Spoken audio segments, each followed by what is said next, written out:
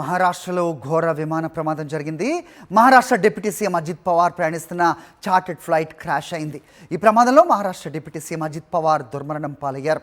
ఆయనతో పాటు మరో 5గురు ప్రాణాలు కోల్పోయారు. బారామతి బహిరంగ సభకు వెళ్తుండగా జరిగింది ఈ ప్రమాదం. బారామతిలో ల్యాండ్ అవుతుండగా చార్టెడ్ ఫ్లైట్ ఒక్కసారిగా కుప్పకూలిపోయింది. పెద్ద ఎత్తున మంటలు చెలరేగాయి. ఫ్లైట్ పూర్తిగా కాలి బూడిదైపోయింది. ఘటనా స్థలానికి చేరుకున్న రెస్క్యూ టీం సహాయక చర్యలు ముమ్మరం చేసింది. ప్రమాద సమయంలో విమానంలో 6గురు ప్రయాణికులు ఉన్నట్టుగా తెలుస్తోంది. ప్రమాదం జరిగిన చోట విమాన శకలాలు ఛిద్రమై పడి ఉన్నాయి. మరోవైపు ఘటనా స్థలం నుంచి మృతదేహాలను హాస్పిటల్కు తరలించారు. వెంటనే సమాచారం అందుకున్న అజిత్ పవార్ భార్య హుటాహుటిన బారామతి బయలుదేరారు. రైట్, ఈ క్రాష్పై అలాగే జరుగుతున్న ప్రస్తుత సహాయక చర్యలపై ఎలా ఉన్నాయి పూర్తి అప్డేట్స్ మా ఎగ్జిక్యూటివ్ ఎడిటర్ ఇస్మాయిల్ అడిగి మరిన్ని వివరాలు తెలుసుకుందాం. ఇస్మాయిల్, చెప్పండి. అజిత్ పవార్ దేశ రాజకీయాలు, మహారాష్ట్ర రాజకీయాలకే పరిమితం కాదు, దేశ రాజకీయాల్లో ఆయన పేరు సుపరిచితమనే చెప్పాలి. సో ఇంత సీనియర్ నాయకులు, మహారాష్ట్ర ఉప ముఖ్యమంత్రి ప్రస్తుత ఈ ల్యాండ్ క్రాష్లో మృతి చెందినట్టుగా అప్డేట్ అందుతోంది.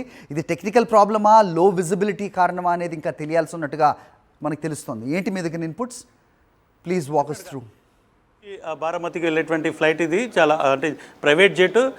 అందులో 6గురు ఉన్నారు అనేటువంటిది ఏవియేషన్ మినిస్ట్రీ ఇప్పటికే కన్ఫర్మ్ చేస్తుంది. దాదాపు 6గురు చనిపోయారు అనేటువంటిది పీటీఐ వార్తా సంస్థ కన్ఫర్మ్ చేస్తున్నటువంటి వార్త మీకు చెప్తున్నాను. అదేవిధంగా మహారాష్ట్రకు సంబంధించినటువంటి డిప్యూటీ సీఎం ఎవరైతే అజిత్ పవార్ ఉన్నారో ఆయన కూడా చనిపోయినట్లు పీటీఐ కన్ఫర్మ్ చేసింది. ఆయన చనిపోయారు అనేటువంటి వార్తను చాలా news agencies at the same time అక్కడ ఉన్నటువంటి లోకల్ ఆఫీసర్స్ కూడా కన్ఫర్మ్ చేస్తున్నారు. అధికారికమైనటువంటి ప్రకటన రావాల్సింది. 8:45 సమయంలో ఈ ప్రమాదం జరిగిందని చెప్తున్నారు. ముంబై నుంచి బారామతి చూసుకుంటే బై రోడ్ 256 కిలోమీటర్ల డిస్టెన్స్ ఉంటుంది. ఎయిర్ ట్రావెల్ చూసుకుంటే 140 నుంచి 150 కిలోమీటర్ల డిస్టెన్స్ అనేటువంటి చూపెడుతుంది. చాలా తక్కువ డిస్టెన్స్ ఉన్నటువంటి ఏరియానే. అయితే ల్యాండ్ అవుతున్నటువంటి సమయంలో వచ్చినటువంటి టెక్నికల్ ఇష్యూ వల్ల ఇది కూలిపోయింది. ఆ తర్వాత పూర్తిగా ఆ ప్రైవేట్ జెట్ అనేటువంటిది పూర్తిగా మంటల్లో చిక్కుకుంది. ఆ తర్వాత ఎవరు కూడా అందులో ఉన్నటువంటి వాళ్ళు ఎవరు కూడా మిగిలే అవకాశం లేదు అనేటువంటిది ఇప్పటివరకు వస్తున్నటువంటి సమాచారం. సో డెఫినెట్గా ఒక పెద్ద లీడర్, ముఖ్యంగా మహారాష్ట్రలోనే కాదు దేశ రాజకీయాల్లో కూడా ఒక పెద్ద పొలిటికల్ ఫిగర్గా మనం చూడాల్సి ఉంటుంది. అజిత్ పవార్కి సంబంధించి ముఖ్యంగా శరద్ పవార్ నీడల్లో నుంచి ఆయన ఎదిగారు. శరద్ పవార్కి సంబంధించి ఒక మరాఠా స్టాల్వాట్ ఎవరైతే ఉన్నారో ఆయనకు సంబంధించి ఆయన నీడగా ఆయన ఎదిగారు. శరద్ పవార్ సంబంధించినటువంటి పాలిటిక్స్ ఏవైతే ఉన్నాయో, గ్రాస్ రూట్ పాలిటిక్స్ మొత్తం కూడా ఆయన చూసేవాళ్ళు. శరద్ పవార్ కేంద్రంలో చాలా కీలకంగా ఉన్నటువంటి సమయంలో, ఆయన కాంగ్రెస్లో ఉన్నటువంటి సమయంలో, ముఖ్యంగా కేంద్రంలో ఆయన మంత్రి పదవుల్లో ఉన్నటువంటి సమయంలో, ముఖ్యమంత్రిగా చేసినటువంటి సమయంలో మొత్తం మహారాష్ట్రకు సంబంధించి పొలిటికల్ ఏదైతే ఉంటుందో పొలిటికల్ మ్యాపింగ్ అనేటువంటిది, లేకుంటే పొలిటికల్ ఇష్యూస్ అనేటువంటివి కూడా అజిత్ పవార్ చాలా యంగ్ ఏజ్ నుంచి మొత్తం చూసుకుంటూ వచ్చినటువంటి సిచ్యువేషన్. తర్వాత మనం ఇటీవల కొంత ఒక 3-4 ఇయర్స్ కింద జరిగినటువంటి పొలిటికల్ డిఫరెన్సెస్ వచ్చాయి. అజిత్ పవార్ శరద్ పవార్ నుంచి దూరం వెళ్ళిపోయారు. ఆ తర్వాత కొంత ఆయన కొత్తగా పార్టీని చీల్చారు. తర్వాత పొలిటికల్ అలయన్స్ ఇవన్నీ ఏర్పడ్డాయి. డిప్యూటీ సీఎం అయ్యారు. ఇప్పుడున్నటువంటి సిచ్యువేషన్లో మళ్ళీ లేటెస్ట్గా ఏవైతే లోకల్ బాడీ ఎలక్షన్స్లో శరద్ పవార్తో భేటీ కావడము, కొంత మళ్ళీ ఫ్యామిలీ కలిసిపోయింది అనేటువంటి వార్తలు వస్తున్నటువంటి నేపథ్యంలో జరిగినటువంటి యాక్సిడెంట్. డెఫినెట్గా అజిత్ పవార్ ఒక పెద్ద పొలిటీషియన్, ఇలా ఒక ప్రమాదంలో ఆయన దుర్మరణం పాలవడం అనేటువంటిది చాలా దారుణమైనటువంటి విషయము, చాలా పొలిటికల్ ఎక్స్పీరియన్స్ ఉన్నటువంటి విషయము. అందరూ దాదా అని పిలుస్తారు మరాఠాలో, ముఖ్యంగా మరాఠా పాలిటిక్స్లో దాదా అనేటువంటి ఒకే ఒక పేరు ఆయనకు మాత్రమే ఉంది. ఆయన మాత్రమే దాదా అని పిలుస్తారు. సో అజిత్ దాదా అనేటువంటి పేరు చాలామంది ఆయనను పొలిటీషియన్స్ చూస్తారు. తెలంగాణతో కూడా ఆయనకు చాలా రిలేషన్స్ ఉన్నాయి. ముఖ్యంగా ఇక్కడ ఉన్నటువంటి కాంగ్రెస్ లీడర్స్, బీఆర్ఎస్ లీడర్స్తో కూడా రిలేషన్స్ ఉన్నాయి. మహారాష్ట్రలో శరద్ పవార్ను కలవాలి అనుకున్నప్పుడు ఫస్ట్ అజిత్ పవార్ను దాటి వెళ్లాల్సినటువంటి సిచ్యువేషన్స్, అటువంటి పొలిటికల్ సర్కిల్ ఆయనకు ఉండేది. ఒక విధంగా చూడాలంటే ఎన్సీపీ పార్టీ ఏర్పడిన తర్వాత, కాంగ్రెస్ నుంచి శరద్ పవార్ బయటికి వచ్చిన తర్వాత ఎన్సీపీ పొలిటికల్ స్ట్రక్చర్ని ఏర్పాటు చేయడంలో, గ్రామీణ ప్రాంతం వరకు పార్టీని తీసుకెళ్లడంలో అజిత్ పవార్ది చాలా కీలకమైనటువంటి పాత్ర. ఒక స్థాయిలో శరద్ పవార్ కంటే కూడా పార్టీ మీద ఆయనకి ఎక్కువ గ్రిప్ ఉంది అనేటువంటి చర్చ కూడా ఉన్నటువంటి నేపథ్యం. సో ఈ రోజు ఈ జరిగినటువంటి దుర్ఘటన డెఫినెట్గా మహారాష్ట్ర పాలిటిక్స్ని ఆల్రెడీ షేక్ చేసింది. చాలామంది శోకసంద్రంలోకి వెళ్ళిపోతున్నటువంటి సిచ్యువేషన్. ఎందుకంటే చాలామందికి ఆయనకు రిలేషన్ ఉంది. మరాఠీలో ఆయనకు సంబంధించినటువంటి ఆయన పిలిచేటువంటి విధానము, ఆయనకు ఉన్నటువంటి ఆ ప్రజలతో ఉన్నటువంటి ఆ కనెక్టివిటీ డెఫినెట్గా ఆ పాలిటిక్స్లో చాలా ఒక స్టాల్వార్డ్గా ఎదుగుతున్నటువంటి క్రమంలో, ముఖ్యంగా శరద్ పవార్ నీడ నుంచి బయటకు వచ్చి తనకంటూ ఒక ఇమేజ్ క్రియేట్ చేసుకుంటున్నటువంటి టైంలో జరిగినటువంటి దుర్ఘటనగా చూడాలి. బట్ టెక్నికల్ విషయాలు ఇప్పటివరకు ఇంకా పూర్తిగా మనం చెప్పలేము.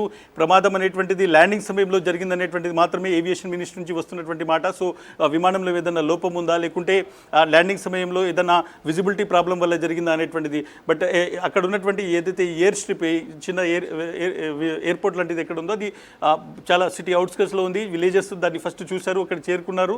ఆ తర్వాత అప్పటికే జరగాల్సినటువంటి డ్యామేజ్ మొత్తం జరిగిపోయింది అనేటువంటిది అందుతున్న సమాచారం. హరి, రైట్. ఇంకా సమాచారం రావాల్సిన క్రమంలో మనకి ఎక్కువగా ఇన్పుట్స్ ఇక్కడ లేవు. అయితే ఇది టెక్నికల్ అంటే సాంకేతిక సమస్య కారణమా, ల్యాండ్ అవుతున్న క్రమంలో లో విజిబిలిటీ అనేది ఏదైనా సమాచారం అందే అవకాశం ఉందా ఇస్మాయిల్? ఎందుకంటే చుట్టుపక్కల ఎక్కడ కూడా రన్వే దగ్గరలో అయితే కనిపించట్లేదు. దీన్ని క్రాష్ ల్యాండ్గానే చూడాల్సిన అవసరం ఉంటుంది.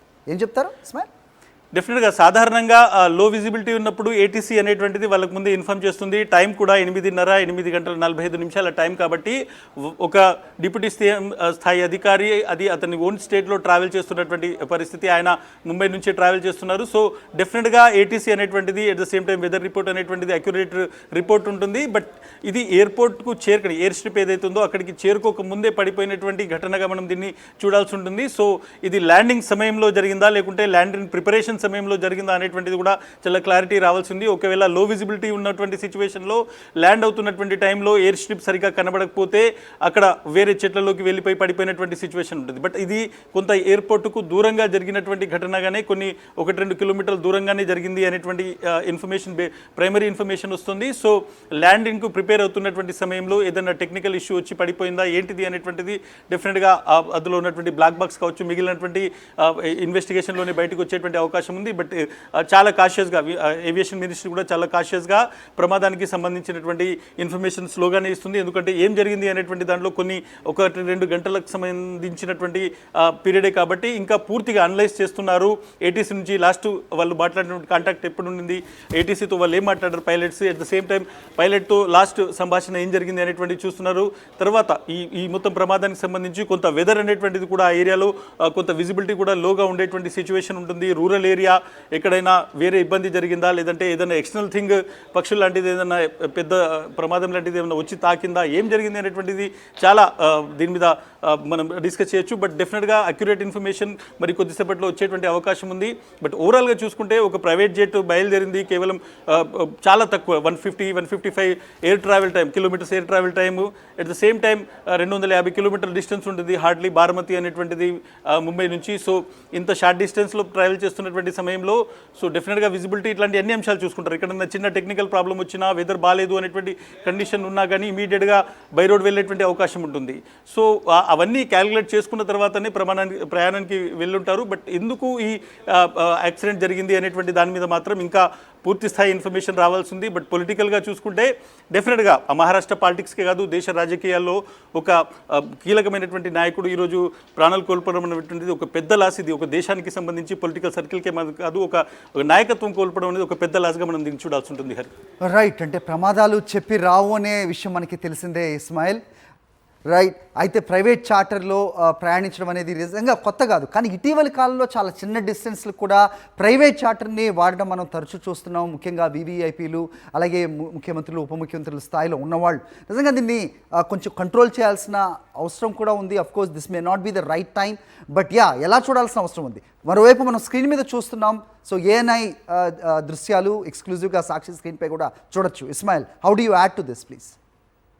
మనం ఒకటి ఏంటంటే మొబిలిటీ అనేటువంటిది ముఖ్యంగా ఎయిర్ మొబిలిటీ అనేటువంటిది చాలా ఎక్కువగా పెరిగింది. గతంలో ట్రైన్కు ట్రావెల్ చేసేవాళ్ళు ఇప్పుడు ఫ్లైట్లలో ట్రావెల్ చేస్తున్నారు. చాలా వేగంగా వెళ్ళాలి, టైం అనేటువంటిది చాలా ఇంపార్టెంట్. ఈవెన్ విఐపీస్ కూడా తమకు సంబంధించినటువంటి టైం సేవ్ చేసుకోవడానికి స్పెషల్ ఫ్లైట్స్ పెట్టుకుంటున్నారు. ఎట్ ద సేమ్ టైం కొంతమంది వాళ్ళ ఓన్ ప్రైవేట్ జెట్స్ కూడా ఉన్నాయి. బట్ సిచ్యువేషన్ ఏంటి అంటే మన దగ్గర ఎయిర్ మొబిలిటీ భారతదేశంలో చాలా ఎక్కువగా పెరిగింది. ముఖ్యంగా విదేశాలతో అమెరికా, యూరోప్ లాంటి దేశాలతో కంపేర్ చేసుకుంటే వాటికి ఈక్వల్గా మన ఎయిర్ మొబిలిటీ పెరుగుతోంది. మనకు సంబంధించినటువంటి ప్రజలు ఎక్కువగా ఎయిర్ ప్లేన్లలో ప్రయాణం చేస్తున్నారు. కానీ సెక్యూరిటీకి సంబంధించినటువంటి ఏవైతే ఫీచర్స్ ఉన్నాయో, ఏవైతే ప్రమాణాలు ఉన్నాయో వాటిని పాటించడంలో ముఖ్యంగా ప్రైవేట్ జెట్స్ కావచ్చు, ఎయిర్లైన్స్ అనేటువంటివి ఆ స్టాండర్డ్స్ని, అది యూరోపియన్ స్టాండర్డ్ కావచ్చు, అమెరికన్ స్టాండర్డ్స్ని అందుకోలేకపోతున్నారు అనేటువంటిది చాలా కాలం నుంచి ఉంది. మనం అహ్మదాబాద్కి సంబంధించినటువంటి ఇన్సిడెంట్ చూసాము.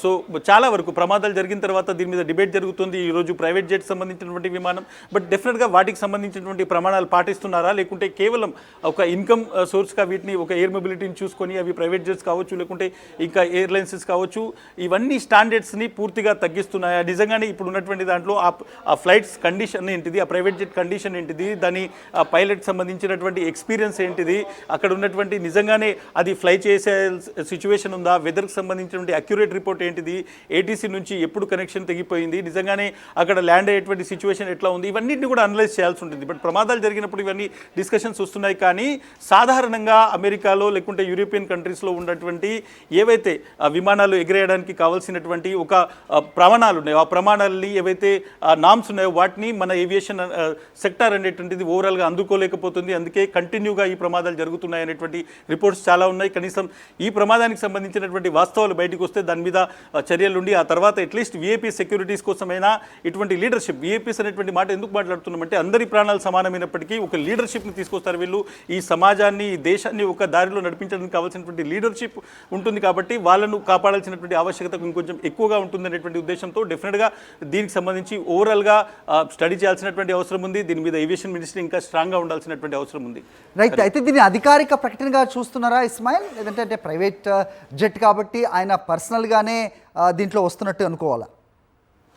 డెఫినెట్గా సాధారణంగా ఒక పొలిటీషియన్, డిప్యూటీ సీఎం స్థాయిలో ఉన్నటువంటి వ్యక్తి అనే పొలిటికల్ ఆయనకి సంబంధించినటువంటి బారామతి అనేటువంటిది వాళ్ళ ఒరిజినల్ కాన్స్టిట్యున్సీ, వాళ్ళకి సంబంధించినటువంటి ఒక విధంగా పవర్స్కి సంబంధించినటువంటి ఒక పవర్ సెంటర్, అది వాళ్ళకి సంబంధించినటువంటి బేస్, అది వాళ్ళ పొలిటికల్ కావచ్చు, వాళ్ళ అన్నిటిలో కావచ్చు ఈక్వేషన్.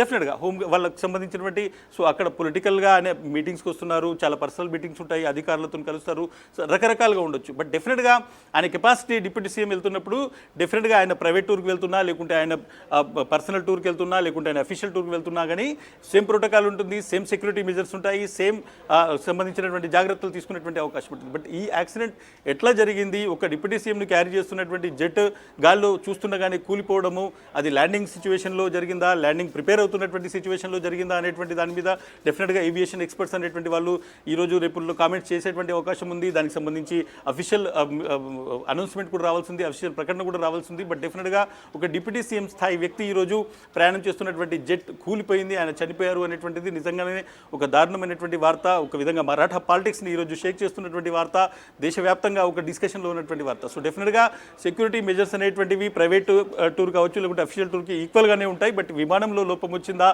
లేకుంటే ఏదన్నా మానవ తప్పిదం జరిగిందా? జస్ట్ 145 కిలోమీటర్స్ ఎయిర్ ట్రావెల్, మీరు చెప్పినట్టుగా 145 కిలోమీటర్లు మాత్రమే, అంటే దాదాపు అంటే 20-30 మినిట్స్లోనే చేరుకునే అవకాశం ఉంటుంది. ఇంతలోనే ఇంత క్రాష్ జరిగింది అంటే కనుక నిజంగా ఆ జెట్ పరిస్థితి ఏంటి, ఆ టెక్నికల్గా దాని ఫిట్నెస్ ఏంటి అనేది పెద్ద క్వశ్చన్ మార్క్గా ప్రస్తుతం చూడాల్సిన అవసరం ఉంటుంది. ఇస్మాయిల్, డెఫినెట్గా ఎయిర్లైన్స్కి సంబంధించి ప్రధానమైనటువంటి ఆరోపణ వచ్చేది ఏంటంటే ఒక విమానము ఎన్ని గంటలు ఫ్లై చేయాలి, దానికి సంబంధించినటువంటి పైలట్ ఎన్ని గంటలు ఒక వారంలో ఫ్లై చేయాలి, తర్వాత ఎట్ ద సేమ్ టైం ఒకసారి అది ఒక దగ్గర పార్క్ అయిన తర్వాత దానికి సంబంధించినటువంటి ఎస్ఓపి ఉంటుంది, అంటే స్టాండర్డ్ ఆపరేషనల్ ప్రొసీజర్స్లో దానికి ఏమేమి చెక్ చేయాల్సి ఉంటుంది, ఎంతమంది ఎక్స్పర్ట్ దాన్ని చూడాలి, దానికి సంబంధించినటువంటి జాగ్రత్తలు ఏం తీసుకోవాలి, ఇవన్నీ ఉంటాయి. ప్రామాణికంగా చేయాల్సినటువంటి ఏదైతే మాన్యువల్గా వాళ్ళకి ఇచ్చేటువంటి దాంట్లో ఇవన్నీ ఉంటాయి. ప్రమాదం ఎక్కడ వస్తుంది, లేకుంటే అజాగ్రత్త ఎక్కడ ఉంటుంది అంటే ఇవన్నీ చేయడానికి కావాల్సినటువంటి మ్యాన్ పవర్ కావచ్చు, చేయాల్సినటువంటి ఖర్చు కావచ్చు, ఎక్విప్మెంట్ కావచ్చు, ప్రతిసారి అంటే ఒక రొటీన్ వర్కే, కానీ ఆ రొటీన్ వర్క్ చేయడానికి చాలా ప్రైవేట్ జెట్స్ సంబంధించినటువంటి వాళ్ళు లేకుంటే ఏవియేషన్ కంపెనీస్ ఏవైతే ఉన్నాయో అవి చాలా వరకు నిర్లక్ష్యం చేస్తాయి. ఒక రొటీన్ వర్కే కదా, ఏమీ ఉండదు, అంతా ఓకే ఉంటుంది, ప్రతిదీ చెక్ చేయాల్సిన అవసరం ఏముంది, ప్రతిదాన్ని మళ్ళీ మనం మొదటి నుంచి చూడాల్సిన అవసరం ఉంది, ప్రతిసారి విమానం ఎగిరినటువంటి కొన్ని నిర్లక్ష్యాలు ఏవైతే ఇవి ప్రమాదానికి ప్రధాన కారణాలు అవుతున్నాయి అనేటువంటిది చాలామంది ఏవియేషన్ ఎక్స్పర్ట్స్ తమకు సంబంధించినటువంటి రీసెర్చ్లో చెప్పినటువంటి మాట.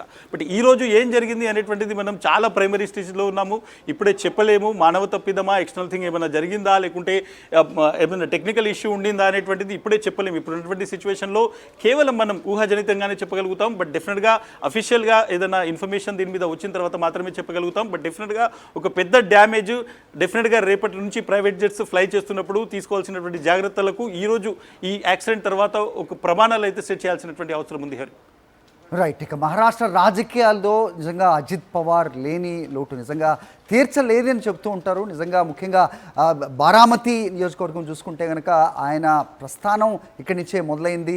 చాలా ముఖ్యమైన నాయకుడుగా కూడా చూస్తుంటారు. శరద్ పవార్ లాంటి ఒక స్టాల్వర్ట్ కుటుంబంలో వచ్చి మరో అదే స్థాయికి ఎదగలిగిన నాయకుడుగా అజిత్ పవార్ని చెప్తూ ఉంటారు. సో ఎలాంటి డెంట్ పార్టీకి అని చెప్తే ఏం చెప్తారు ఇస్మాయిల్? డెఫినెట్గా ఒక విధంగా చూసుకుంటే కొన్ని దశాబ్దాల పాటు దాదాపు 3-4 దశాబ్దాలు 66 సంవత్సరాల వయసు 20స్లో ఎర్లీ 20స్లో తన అంకల్ ఎవరైతే శరద్ పవార్ ఉన్నారో ఆయనతో పాటు పొలిటికల్గా ఆయన ఫాలోవర్గా వచ్చారు. దాదాపు 40 సంవత్సరాల నుంచి ఆయన చాలా యాక్టివ్గా పాలిటిక్స్లో ఉన్నారు. ముఖ్యంగా ఆయనకు సంబంధించి విషయాలు చెప్పుకుంటే ఏవైతే మరాఠా పాలిటిక్స్ అనేటువంటి ముఖ్యంగా శరద్ పవార్ చేసేటువంటి పాలిటిక్స్ ముంబై పూణేలకు పరిమితంగా ఎందుకంటే గ్రాస్ రూట్స్లో గ్రామాల్లో విలేజ్ లెవెల్లో రూరల్ పాలిటిక్స్ అనేటువంటివి శరద్ పవార్కి సంబంధించినటువంటి ఒక స్ట్రాంగ్ హోల్డ్గా ఉండింది. ఈ ఏరియాస్లో ముఖ్యంగా తాలూకాస్ లెవెల్లో, మండల్ లెవెల్స్లో, విలేజ్ లెవెల్స్లో, సమితి లెవెల్లో ఈ లెవెల్లో పాలిటిక్స్ అనేటువంటివి చాలా స్ట్రాంగ్గా ఉంటాయి. ప్రతి విలేజ్కి సంబంధించి ఎన్సీపీకి సంబంధించి ఒక స్ట్రాంగ్ కమిటీస్ ఉంటాయి. ఇవన్నింటినీ క్రియేట్ చేయడంలో కాంగ్రెస్ పార్టీ నుంచి శరద్ పవార్ బయటకు వచ్చిన తర్వాత ఒక విధంగా పార్టీని నిర్మాణం చేసేటువంటి క్రమంలో పార్టీలో క్రియాశీలమైనటువంటి వ్యక్తుల్ని ఐడెంటిఫై చేసి వాళ్లకు లీడర్షిప్ ఇచ్చేటువంటి ప్రయత్నంలో డెఫినెట్గా అజిత్ పవార్కి సంబంధించి ఆయన్నే మొత్తం లీడ్ చేసుకున్నారు. ఆయననే ఒక విధంగా పార్టీని బిల్డ్ చేశారని చెప్తారు. సాధారణంగా national politics at the same time state లెవెల్లో తీసుకోవాల్సినటువంటి కీలక నిర్ణయాలు మాత్రమే శరద్ పవార్ తీసుకునేటువంటి వాళ్ళు. అవి మిగిలినవన్నీ కూడా అజిత్ పవార్కి అప్పచెప్పారు. అజిత్ పవారే గ్రౌండ్ లెవెల్లో ప్రతి ఒక్కరికి లీడర్. అందుకే ఆయనను పార్టీలో దాదా అని పిలుస్తారు. ప్రతి ఒక్కటి ఆయన తీసుకునేటువంటిది నిర్ణయాలే శాసనంగా ఉండేటువంటి సిచ్యువేషన్. బట్ డెఫినెట్గా ఆ తర్వాత మనం చూసుకుంటే ఎవరైతే శరద్ పవార్ కూతురు రాజకీయాల్లోకి వచ్చిన తర్వాత కొంత డైనమిక్స్ చేంజ్ అయ్యేటువంటి ప్రయత్నం జరిగింది. కొంతవరకు అజిత్ పవార్ సైడ్ లైట్ అవుతున్నారు అనేటువంటి పార్టీలో డిస్కషన్ జరిగింది. ఆ తర్వాత ఆయన తన ఓన్ ఐడెంటిటీ కోసం ట్రై చేశారు. ఒకసారి ఓవర్ ఏ పీరియడ్ మార్నింగ్ లేచి ఒక సడన్గా వెళ్ళి ఆయన ఒక డిప్యూటీ సీఎంగా ప్రమాణ స్వీకారం చేశారు. బీజేపీతో కలిసి అందరూ షాక్ అయినటువంటి సిచ్యువేషన్. ఆ తర్వాత పార్టీ చీలిపోయింది అనేటువంటి చర్చ స్టార్ట్ అయింది. ఆ తర్వాత పార్టీ ఓన్గా నడిపించేటువంటి ప్రయత్నం చేశారు. చివరిగా మళ్ళీ పార్టీ కలుస్తుంది, ఫ్యామిలీ రీయూనైట్ అవుతుంది అనేటువంటి డిస్కషన్ జరుగుతున్నటువంటి టైం ఇది. లాస్ట్ 10-15 రోజుల నుంచి ముఖ్యంగా లోకల్ బాడీ ఎలక్షన్స్ తర్వాత పవార్స్ కలుస్తున్నారు అనేటువంటి జరుగుతున్నటువంటి. సో గ్రౌండ్ పాలిటిక్స్ని అజిత్ పవార్ తెలుసుకున్నంతగా, అజిత్ పవార్కు పట్టున్నంతగా మహారాష్ట్రలో మరే లీడర్కు లేదని చెప్తారు. సో రూరల్ పాలిటిక్స్ స్పెషల్గా చెప్పుకోవాలనుకుంటే మొత్తం ఆయన కంట్రోల్లో ఉంటాయి.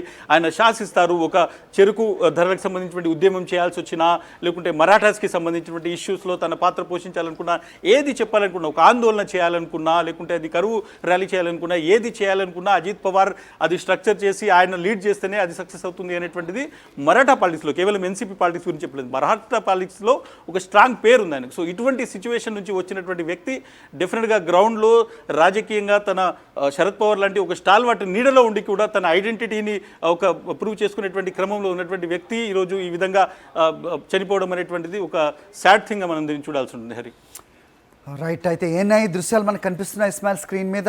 మరోవైపు ఇవాళ కేంద్ర బడ్జెట్ సమావేశాలు కూడా ఉన్న క్రమంలో అది ఏదైనా వాయిదా పడే అవకాశం ఉంటుందా, లేదంటే సంతాప ప్రకటనతో పరిమితం అవుతుందా అంటే ఏం చెప్తారు?